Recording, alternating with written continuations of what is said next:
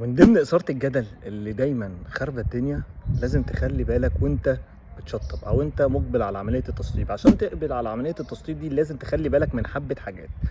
اسعار كتير هتتفاوت، ودايما انت يا عيني غصب عنك هتدور على الاقل، عشان وانت بتدور على الاقل هتلاقي نفسك لابس في اكبر حيطة. طيب، رقم واحد في التصميم وانا بصممه، في اللي هيجي يقول لك 5000 واللي يقول لك 7 واللي يقول لك لو انت شقتك 100 متر واللي هيقول لك 25 واللي هيقول لك 30 واللي هيقول لك القصة دي. انا هدفع كام مقابل ايه؟ طيب يبقى انا خلي بالي يا سيدي الناس انت هتعمل ايه. رقم واحد، انا هاخد المقاسات بالمقاس الفعلي، يعني البلان بتاعي بالمقاس الفعلي. تتابع معاه اللوحات وهو شغال، تعرف تتاكد ان القصه دي.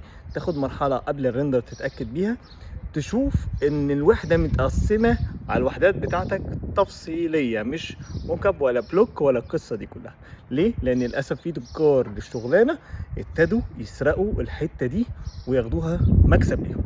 بالنسبه بقى للتشطيبات، زي ما اتكلمنا في حاجات كتير قوي، الحته بتاعت ان انت يلا بينا صباح الخير انا هشطب بالباقه، انا هشطب بالمقايسه، باشا انت بيضحك عليك. ملخص الموضوع وانت تخلي بالك من الحته دي، انت عشان ما يضحكش عليك اشتري الخامة مع المقاول او مع المهندس او مع المشرف بايديك، عشان تعرف القصة رايحة فين، واعرف تكلفة الصنايع. على سبيل المثال، في صنايع بيركب سيراميك مثلا ب 100 جنيه، في واحد بيركب ب 60 جنيه، وفي واحد بيركب ب 150 جنيه. اختلاف التكلفة في طريقة يعني التركيب.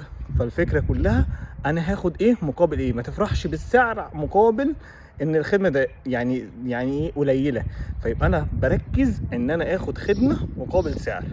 ده خلاصه على السريع، كبسوله كده على الرايق. معاكم مهندس ديكور محمد تهامي وقناه تهامي ديزاينز. متنساش تفعل زر الجرس وتعمل لايك وسبسكرايب وتشترك للعبد لله.